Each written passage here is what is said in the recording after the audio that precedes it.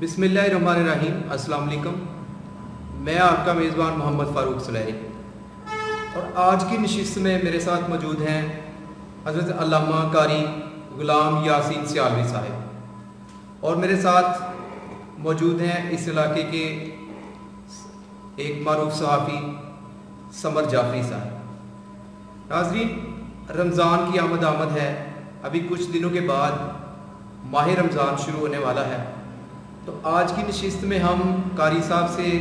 कुछ सवाल करेंगे। रमज़ान के हवाले से हम गुफ्तगू करेंगे कि हमारे यहाँ कारी साहब, सबसे पहले आपका शुक्रिया कि आपने अपना कीमती वक्त दिया और समर साहब आपका भी शुक्रिया। तो सवाल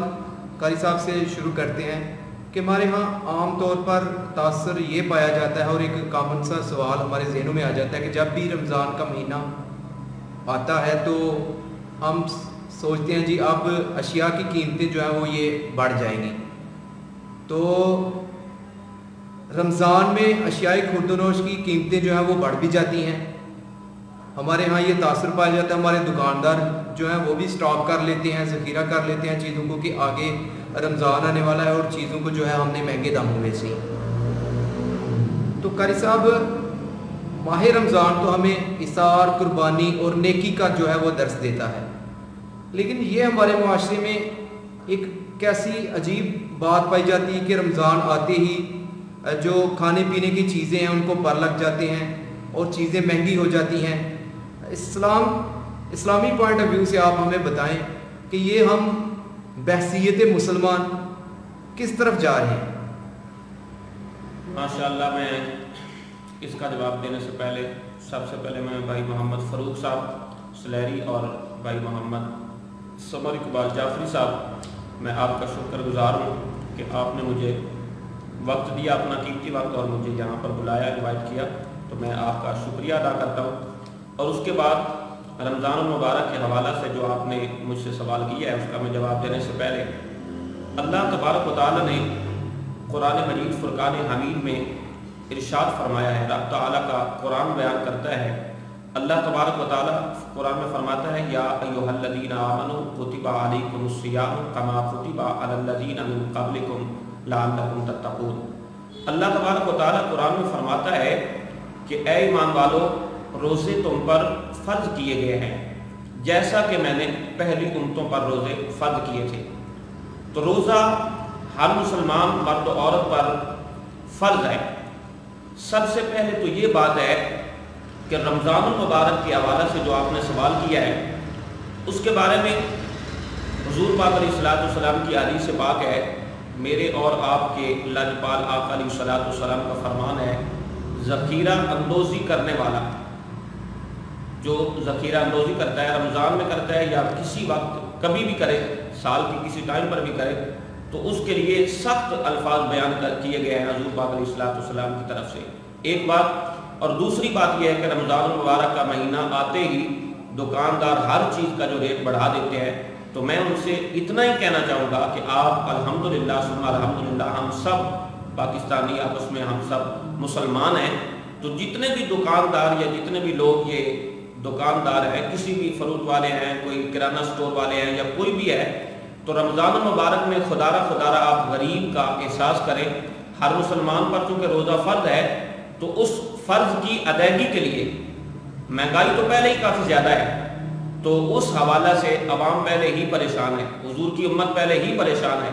हर आदमी को परेशानी है कि रोज़ा कैसे रखना है, तो रोज़े का इफ्तार कैसे करना है, इफ्तारी का अहतमाम करना है, सारी का अहतमाम करना है। तो रमज़ान मुबारक करने की बात बिल्कुल आपकी ठीक है, ये सवाल आपका दुरुस्त है कि हर चीज़ का रेट जो है वो बढ़ जाता है। तो मैं सबसे पहले तो दुकानदारों से इल्तमास करूँगा कि आप जायज़ मुनाफा लें, नाजायज़ मुनाफा ना लें, इसलिए कि अल्लाह रसूल जिसको अता करता है गनी वही होता है, जिसको अल्लाह रसूल के तरीके पर चल कर मिले गनी वही होता है, उसी माल से फ़ायदा होता है जो अल्लाह रसूल के तरीक़ा पर चल कर हासिल किया जाए। और जो अल्लाह और उसके प्यारे रसूल सल्लल्लाहु अलैहि वसल्लम के तरीक़ा से हट कर माल हासिल किया जाए, उसमें ना तो दुनिया का भला होता है, ना उसमें आखिरत का भला होता है, और ना उसमें दीन का कोई भला है और ना दुनिया का उसमें भला है। तो सब दुकानदारों से मेरी ये रिक्वेस्ट है, गुजारिश है कि आप रेट जो है वो جائز ریٹ رکھے، اور حکومت وقت سے، وقت کے حکمرانوں سے گزارش ہے اور خاص طور پر جو متعلقہ انتظامیہ ہے ان سے گزارش ہے کہ وہ ریٹ کو کنٹرول رکھیں اور اس کے اوپر جو ہے پوری نگرانی کر کے غریب کو موقع دیا جائے کہ وہ غریب جو ہے روزہ کی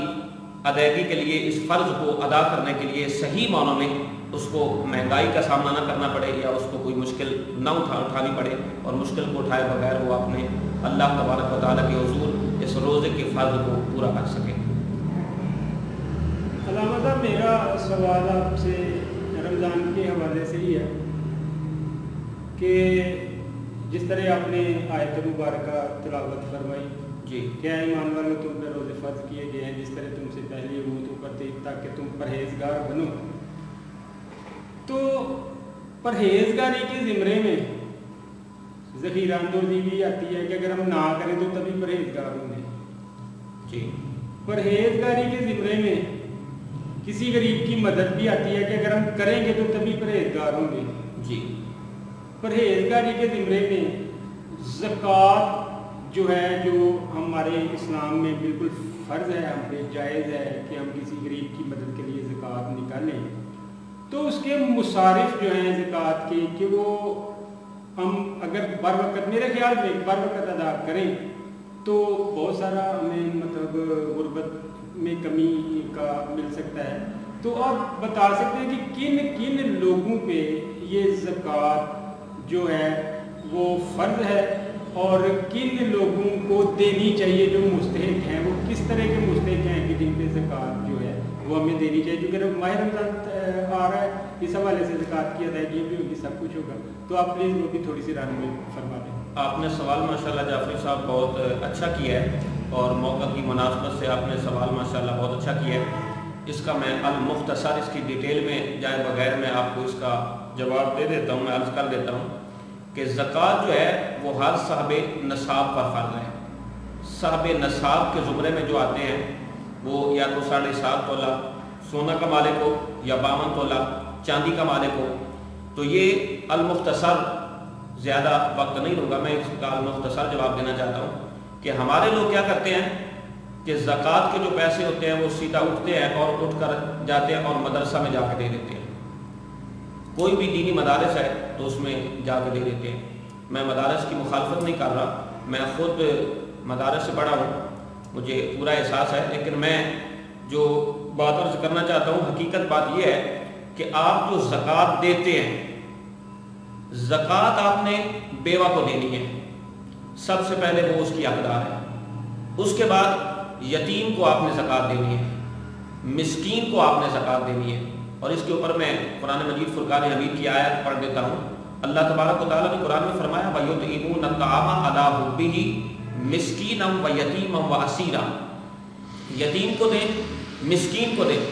اور اللہ تبارک و تعالیٰ نے جہاں قرآن میں نماز کا ذکر کیا ہے وہیں اللہ تبارک و تعالیٰ نے فرمایا وَأَقِیمُوا الصَّلَاةَ وَآتُوا الزَّکَاةَ، نماز پڑھو اور زکوٰۃ ادا کرو۔ کوئی نماز پڑھتا ہے اور زکوٰۃ نہیں ادا کرتا تو اس کی نماز اس کو فائدہ نہیں دے گی۔ کوئی زکوٰۃ ادا کرتا ہے، کوئی نماز نہیں پڑھتا تو اس کا یہ عمل زکوٰۃ ادا کرنا اس کو نہیں فائدہ دے گا۔ تو یہ فائدہ چیزیں تب دیتی ہیں جب رسول پاک علیہ السلام کے فرمان کے مطابق آپ زکوٰۃ بھی ادا کرتے ہیں اور آپ جو ہے نماز بھی پڑھتے ہیں، روزہ بھی رکھتے ہیں، اور صاحب استطاعت پر حج بھی فرض ہے۔ تو دیکھیں ہم دنیا کے کتنے کام کرتے ہیں، کتنے ایسے لوگ ہیں کہ جن کو اللہ تبارک و تعالیٰ نے یہ دنیا کا مال دیا ہے، دولت دی ہے، اور ان کے اوپر حج بھی فرض ہے، لیکن وہ حج کی فرض کی ادائیگی کے لیے نہیں جاتے، اور دنیا میں وہ اپنا کتنا کام کرتے ہیں، دیکھ رہے کہ وہ اپنا کاروبار بڑھاتے ہیں، وہ اپنے لیے ایک عالی شان مکان تیار کرتے ہیں۔ تو یہ ساری چیزیں جو ہیں، جب ان 5 چیزوں کے اوپر ہم عمل کریں گے تب ہی ہمیں دین اسلام کی جو دولت ہے اس سے ہم مستفید ہوں گے، اور تب ہی ہم کامیاب اور کامران ہو سکتے ہیں۔ تو زکوٰۃ کے حوالے سے میں المختصر اتنا ہی کہنا چاہتا ہوں کہ زکوٰۃ جو ہے یتیم کو دیں، مسکین کو دیں، کسی بیوہ کو دیں۔ اور رہا سوال کہ رمضان المبارک میں کسی کی مدد کرنا یا پرہیزگاری کرنا، یہ بات بالکل آپ کی درست ہے کہ جو آدمی کسی کے روزہ کے لیے اہتمام کرتا ہے، تو رسول پاک علیہ الصلوۃ والسلام کا فرمان ہے کہ جتنا روزہ رکھنے والے کو ثواب ملتا ہے اس کی ثواب میں کمی لائے بغیر اللہ تبارک و تعالیٰ اس کے لیے سحری کا انتظام کرنے والے، اس کے لیے افطاری کا انتظام کرنے والے کو بھی اللہ تبارک و تعالیٰ اتنا ہی ثواب عطا فرماتا ہے جتنا کہ روزہ رکھنے والے کو اللہ تعالیٰ ثواب عطا فرماتا ہے۔ تو زکوٰۃ کے حوالہ سے مختصر جواب ہے کہ آپ یتیم کو دیں، مسکین کو دیں، اور سب سے پہلے آپ اپنے رشتہ داروں میں دیکھیں، رشتہ داروں کے علاوہ پھر اپنے محلے میں دیکھیں، اپنی آبادی اپنی بستی میں دیکھیں۔ تو زکوٰۃ جو ہے وہ بالکل دینی چاہیے، اس میں کوئی شک نہیں ہے، اس میں کوئی شبہ والی بات نہیں ہے، یہ بالکل اٹل فیصلہ ہے اللہ اور اس کے پیارے رسول کا، اور اللہ تعالیٰ نے قرآن میں اس کو واضح بیان کیا ہے کہ زکوٰۃ جو ہے وہ دینی چاہیے، اور سال میں ایک مرتبہ ہم اگر صحیح معنوں میں زکوٰۃ ادا کر دیں تو کسی یتیم کو روزے میں کوئی پریشانی نہیں ہو سکتی، کسی مسکین کو روزہ رکھنے میں کوئی پریشانی نہیں ہو سکتی، کسی بیوہ کو اپنے بچوں کا پیٹ پالنے کے لیے کسی کے سامنے ہاتھ نہیں پھیلانا پڑتا اگر ہم صحیح معنوں میں مالدار لوگ زکوٰۃ ادا کر دیں تو۔ قاری صاحب، عام طور پہ رمضان المبارک میں یہ بھی دیکھا جاتا ہے کہ بڑے بڑے دسترخوان سجائے جاتے ہیں، بڑی بڑی افطاریوں کے پروگرامز ہوتے ہیں جی، اس میں طرح طرح کی اشیاء جو ہیں وہ بھی کھانے کے لیے رکھی ہوتی ہیں، جی، لیکن ان دسترخوانوں میں ہم نے کبھی کسی غریب آدمی کو نہیں دیکھا۔ یہ جن دسترخوان پہ افطار پارٹی ہوتی ہے وہاں پہ کوئی غریب بندہ تو نہیں ہوتا، اکثر جو ہے وہ امیر لوگ ہوتے ہیں، وہی ایک دوسرے کی دعوت کرتے ہیں، تو جو غریب لوگ گھر میں بیٹھے ہوئے ہیں وہ سوکھی روٹی سے اپنا روزہ افطار کر رہے ہیں، تو ایک بندہ باہر 1000 بندے کا اس نے بندوبست کیا ہوا کہ میں آج افطار پارٹی کر رہا ہوں، اس میں سارے لوگ وہ اس افطار پارٹی میں شامل ہیں جن کے گھر میں وافر مقدار میں راشن بھی موجود ہے اور اپنے گھر میں بھی افطاری کر سکتے ہیں۔ ایک غریب بندہ جس کے پاس ایک سوکھی روٹی اور سادہ پانی ہے وہ اس دسترخوان پہ موجود نہیں، تو کیا جو اس طرح کے اعمال ہیں ہمارے ماہ رمضان میں، اس والے سے آپ کیا کہیں گے کہ اس کا ہمیں کیا فائدہ ہے اور اس سے غریبوں کو کیا فائدہ پہنچ رہا ہے، اور جو کرنے والا ہے اس کو اس کا کتنا ثواب پہنچ رہا ہے؟ جی، وقت کی ضرورت ہے بھائی فاروق صاحب، یہ سوال جو آپ نے اٹھایا ہے بالکل یہ وقت کی ضرورت ہے۔ سب سے پہلے تو میں رسول پاک علیہ الصلوۃ والسلام کا فرمان آپ کو سنا دیتا ہوں، عرض کر دیتا ہوں کہ میرے اور آپ کے لاجپال نبی علیہ الصلوۃ والسلام کی حدیث ہے، میرے نبی نے فرمایا کہ سب سے بری دعوت وہ ہے کہ جس دعوت میں صرف امیروں کو انوائٹ کیا جائے اور غریبوں کو اس دعوت میں انوائٹ نہ کیا جائے۔ تو یہ رسول پاک علیہ الصلوۃ والسلام نے فرمایا ہے کہ یہ سب سے بری دعوت ہے۔ اور رہی بات رمضان المبارک میں افطاری کی، تو بھائی رسول پاک علیہ الصلوۃ والسلام کا ہم کلمہ پڑھتے ہیں، ہم سب رسول اللہ صلی اللہ علیہ وسلم کے امتی ہیں، اور میرے اور آپ کے لاجپال نبی علیہ الصلوۃ والسلام کا ہم نے کلمہ پڑھا ہے، اور حضور علیہ الصلوۃ والسلام کی محبت اور عشق کے ہم بڑے بڑے دعوے کرتے ہیں، لیکن اس محبت اور عشق کے جو دعوے کرتے ہیں ان کا ثبوت دینا ہے، تو پھر بھائی آپ جہاں اپنے رشتہ داروں کو انوائٹ کرتے ہیں، امیروں کو انوائٹ کرتے ہیں، آپ اپنے تعلق والے لوگوں کو انوائٹ کرتے ہیں، تو وہاں پر یہ بات بالکل لازم اور اٹل ہے کہ ہم اگر رسول اللہ صلی اللہ علیہ وسلم کے ساتھ محبت کرتے ہیں، رسول پاک علیہ الصلوۃ والسلام کا ہم نے کلمہ پڑھا ہے، تو پھر ہمیں زیادہ سے زیادہ، میں جو لفظ ادا کر رہا ہوں، ہمیں زیادہ سے زیادہ غریبوں کو، یتیموں کو، مسکینوں کو اپنے دسترخوان پر انوائٹ کر کے ان کو بے شک روزہ افطار کرنے کا موقع جو ہے وہ فراہم کرنا چاہیے۔ اس بات سے اللہ بھی راضی ہوتا ہے اور اللہ کا پیارا رسول صلی اللہ علیہ وسلم بھی راضی ہوتا ہے۔ قاری صاحب، شروع میں نے آپ سے یہ سوال کیا تھا کہ مہنگائی بڑھ جاتی ہے، ہمارے ہاں یہ ایک تاثر پایا جاتا ہے کہ رمضان آ گیا اشیاء کی قیمتیں بڑھا دیں، کیا ہم روزے کا جو بنیادی فلسفہ ہے، جس کو پہلے بھی آپ نے بیان کیا کہ صحابت ہے، نرم دلی ہے اور لوگوں کو ریلیف فراہم کرنا ہے، کیا ہماری تربیت میں، ہماری تعلیم میں کمی ہے؟ علماء کو اس حوالے سے اپنا کردار ادا کرنا چاہیے، مساجد میں جو آواز ہے اور جو تقاریر ہیں وہ اس اخلاقی بنیادوں پہ کرنی چاہیے تاکہ لوگ جو ہیں وہ ان چیزوں کو اچھے اور برے کی پہچان کر سکیں، اور ان کے جو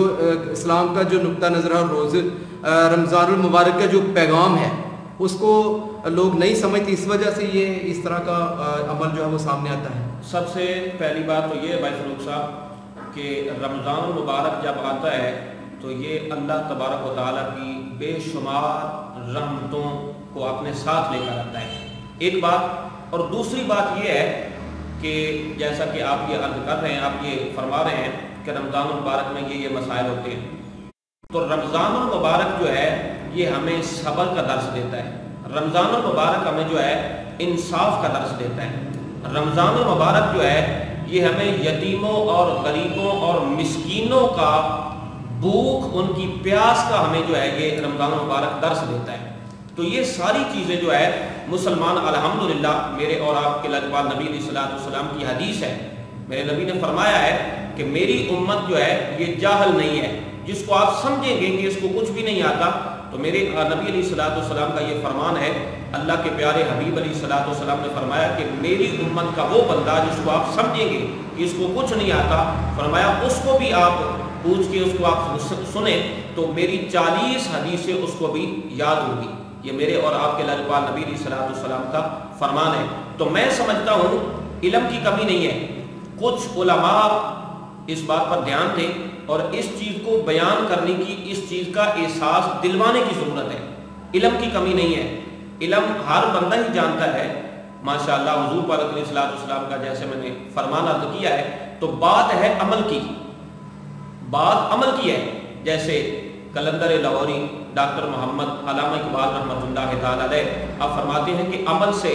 زندگی بنتی ہے، یہ جنت بھی جہنم بھی، یہ خاکی اپنی فطرت پہ نہ نوری ہے نہ ناری۔ تو بات عمل کرنے کی ہے، ہر مسلمان اس بات کو سمجھتا ہے، لیکن صرف اور صرف بات عمل کی ہے۔ جب ہم اس کے اوپر عمل کرنا شروع کر دیں،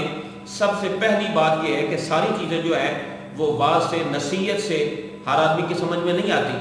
تو جتنے لوگ اس چیز کو جانتے ہیں، جب وہ عمل کرنا شروع کر دیں گے تو الحمدللہ یہ مسئلہ جو ہے ہمارے معاشرے سے بالکل ختم ہو جائے گا، اور سبھی لوگ جب عمل والے بن جائیں گے تو پھر اللہ رسول مزید اپنا فضل فرمائے گا، اپنی رحمت فرمائے گا، اور یہ ہمارے مسائل جو ہیں یہ بالکل حل ہو جائیں گے۔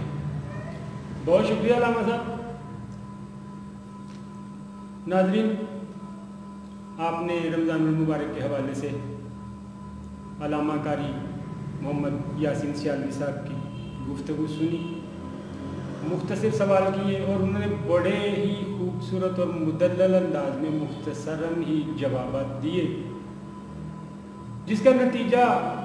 یہی نکلتا ہے کہ جس پرہیزگاری کا، جس طرح کا پرہیزگار بنانے کا اللہ تعالیٰ نے ہم سے رمضان المبارک میں وعدہ کیا ہے، وہ تبھی ہم بن پائیں گے جب ہم متحد ہوں گے بحیثیت مسلمان، جب ہم غریب کی ضرورت کا احساس کریں گے، جب ہم کسی کی دوسرے کی بھوک کا احساس کریں گے، جب ہم اس کی پیاس کا احساس کریں گے، اور جب ہم اپنے دسترخوان کو غریبوں کے لیے بھی وسیع کریں گے۔ تو رمضان شروع ہونے والا ہے، آپ ہماری اس گفتگو سے کیا نتیجہ نکالتے ہیں یہ بھی آگاہ کیجیے، اور کس طرح کا آپ رمضان گزارنا چاہتے ہیں یہ بھی ذہن میں رکھیے۔ اور ہونا تو یہ چاہیے میرے سمیت کہ ہم سب چونکہ اللہ کی خوشنودی کے لیے روزہ رکھتے ہیں، اللہ اور اس کے رسول کی خوشنودی کے لیے، تو کوشش بھی ہماری یہ ہونی چاہیے کہ اللہ اور اس کی رسول کی خوشنودی کے لیے ہی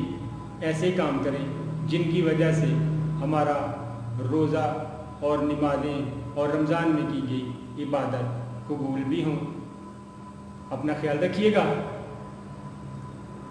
پریس انفارمیشن ڈپارٹمنٹ پسرور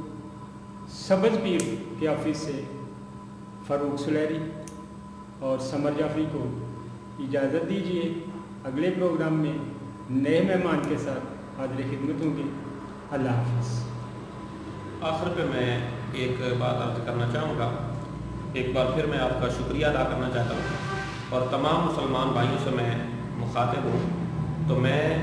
آخری جو اپنا میسیج دینا چاہتا ہوں وہ میسیج یہ ہے کہ اللہ تبارک و تعالیٰ نے قرآن مجید فرقان حمید میں فرمایا کہ ان اللہ مع الصابرین، اللہ فرماتا ہے کہ اس چیز میں کوئی شک نہیں ہے کہ اللہ صبر کرنے والوں کے ساتھ ہے۔ تو میں تمام حضور علیہ الصلوۃ والسلام کی امت سے مخاطب ہوں کہ ہم آج کس دور میں کہاں کھڑے ہیں، ہم میں برداشت نہیں ہے۔ تو میں بس 2 لفظوں میں اپنا میسج آپ کو یہ دے رہا ہوں کہ میرے نبی علیہ الصلوۃ والسلام کا فرمان ہے کہ مسلمان صبر کرے۔ اللہ کے قرآن کا فیصلہ ہے کہ مسلمان صبر کرے، کوئی بھی معاملہ ہو، کچھ بھی ہو، کوئی بھی مسائل ہوں، دین کے حوالے سے ہوں، دنیا کے حوالے سے ہوں، تو میرے بھائی آج برداشت کی ضرورت ہے۔ جو مسلمان میں بالکل نہیں ہے وہ برداشت نہیں ہے، اور برداشت نہ ہونے کی وجہ سے ہم کتنا نقصان اٹھا رہے ہیں۔ برداشت نہ ہونے کی وجہ سے ہمارے کتنے بچے یتیم ہو رہے ہیں، کتنی ہماری ایسی عورتیں ہیں جو بیوہ ہو رہی ہیں۔ تو چلیں قاری صاحب آپ نے بات کی صبر کے حوالے سے، تو عدم برداشت کے حوالے سے، تو اس سے یہ بھی میرے ذہن میں تھا سوال، لیکن چونکہ مختصر کرنا تھا پروگرام کو، اس لیے میں نے وہ سوال مطلب موقوف کر دیا تھا کہ مطلب کہ جب ہم مطلب عدم برداشت کی بات کرتے ہیں تو اس میں ہماری وہ جو اللہ تعالیٰ نے فرمایا ہے کہ اللہ کی رسی کو مضبوطی سے تھام لو اور فرقہ واریت میں نہ پڑو، حدیث رسول ہے، مقبول ہے، تو جو بڑی معروف حدیث ہے کہ میری امت کے 72 یا 73 فرقے ہوں گے۔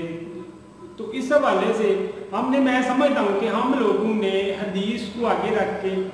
آیت کو، کلام الہی کو، حکم خدا کو پس پشت مال ڈالا ہوا ہے، اور اپنے آپ کو فرقوں میں تقسیم کر کے ایک دوسرے کو برداشت نہیں کرنے، لڑنے مرنے پہ اتر آتے ہیں۔ اور کیا یہ پرہیزگاری رمضان میں مطلب کی گئی عبادات کیا ہمیں ایک متحد ہونے کا، جس طرح غریبوں کی مدد کا، یتیموں کی مدد کا، مسکینوں کی مدد کا درس دیتی ہے، تو کیا ہمیں یہ ہماری پرہیزگاری عبادات متحد ہونے کا درس نہیں دے رہی؟ تو کیا ہمیں متحد نہیں ہونا چاہیے؟ بالکل ہمیں متحد جعفری صاحب ہونا چاہیے، اس بات میں کوئی شک نہیں، لیکن میں عرض کروں کہ جس بات پر ہم متحد ہو سکتے ہیں وہ بات کیا ہے؟ وہ بات یہ ہے کہ ہم سب مسلمان اس بات پر متحد ہو سکتے ہیں، لا الہ الا اللہ محمد الرسول اللہ صلی اللہ علیہ وسلم، اس بات کے اوپر ہم متحد بھی ہو سکتے ہیں، اس بات کے اوپر ہم برداشت بھی ایک دوسرے کو کر سکتے ہیں۔ تو تمام حضور علیہ السلام کے غلاموں سے، سرکار دو علیہ وسلم کی تمام امت سے میری یہ ریکویسٹ ہے، اور درد بھرے دل سے میری یہ ریکویسٹ ہے، سوشل میڈیا کے اوپر آپ بھی دیکھتے رہتے ہیں، میں بھی دیکھتا رہتا ہوں کہ ہم میں برداشت نہیں ہے، وہ دین کے حوالے سے ہو تب بھی برداشت نہیں ہے، دنیا کے حوالے سے ہو تب بھی ہم میں برداشت نہیں ہے۔ تو مسلمانوں خدا را ہمیں اللہ کے قرآن کا فیصلہ جو ہے وہ اپنے اوپر لازم کر کے، اپنے اوپر فرض سمجھ کے، ہمیں ہمیشہ کوئی بھی معاملہ ہو ہمیں برداشت کرنے کا جو ہے وہ سلیقہ آنا چاہیے، اور ہمیں برداشت کرنا چاہیے۔ جب ہم ایک دوسرے کو برداشت کریں گے تو یہ معاملات جتنے بھی ہیں ہمارے معاشرے میں، بہت سارے معاملات ہیں جو عدم برداشت کی وجہ سے ہیں، تو ہمیں ایک دوسرے کو برداشت کرنا چاہیے، کھلے دل سے برداشت کرنا چاہیے۔ کوئی بھی معاملہ ہو تو ہمیں اس کو جو ہے بیٹھ کے ایک دوسرے کو سن کے، اس کو کچھ سنائیں، کچھ اس کی سنیں، تو ہمیں برداشت کر کے مل بیٹھ کے اپنے مسائل کو حل کرنا چاہیے۔ وہ دنیا کے مسائل ہو تب بھی، وہ دین کے حوالے سے مسائل ہو تب بھی ہمیں برداشت کرنا چاہیے۔ جب تک ہم برداشت نہیں کریں گے تب تک ہم آگے نہیں بڑھ سکتے، اور جب تک ہم رسول پاک علیہ السلام کا، جیسے میں نے کلمہ عرض کیا کہ ہم لا الہ الا اللہ محمد رسول اللہ صلی اللہ علیہ وسلم کے اس کلمے کے اوپر ہم سب مسلمان اکٹھے ہو سکتے ہیں، اس میں کوئی فرق نہیں، اس میں کوئی ایسی بات نہیں ہے۔ تو جب ہم اکٹھے ہو جائیں گے تو پھر انشاءاللہ کشمیر کی ماں بہن بیٹی جو ہے وہ بے پردہ نہیں ہوگی، اس کے ساتھ ظلم نہیں کیا جائے گا۔ فلسطین کی جو ماں بہن بیٹیاں ہیں ان کے اوپر ظلم نہیں ہوگا۔ وہ کس وقت نہیں ہوگا؟ جب ہم لا الہ الا اللہ محمد رسول اللہ صلی اللہ علیہ وسلم کے اس کلمے کی بنیاد پر سب لوگ اکٹھے ہو جائیں گے۔ اور اس کے اوپر میں سمجھتا ہوں کہ تمام علماء کو، تمام رسول علیہ السلام کی امت کو، کلمہ گو جتنے مسلمان ہیں سب کو اس معاملے کے اوپر جعفری صاحب اکٹھا ہونا چاہیے، اور یہ وقت کا تقاضا ہے کہ ہمیں دیر کیے بغیر اکٹھا بھی ہونا چاہیے، اور ایک دوسرے کو میں سمجھتا ہوں کہ برداشت بھی کرنا چاہیے۔ بہت شکریہ ناظرین، اپنا خیال رکھیے گا۔ اگلے پروگرام میں اگلے مہمان کے ساتھ، نئے مہمان کے ساتھ حاضر خدمت ہوں گی۔ اس وقت تک کے لیے اجازت دیجیے، اللہ حافظ۔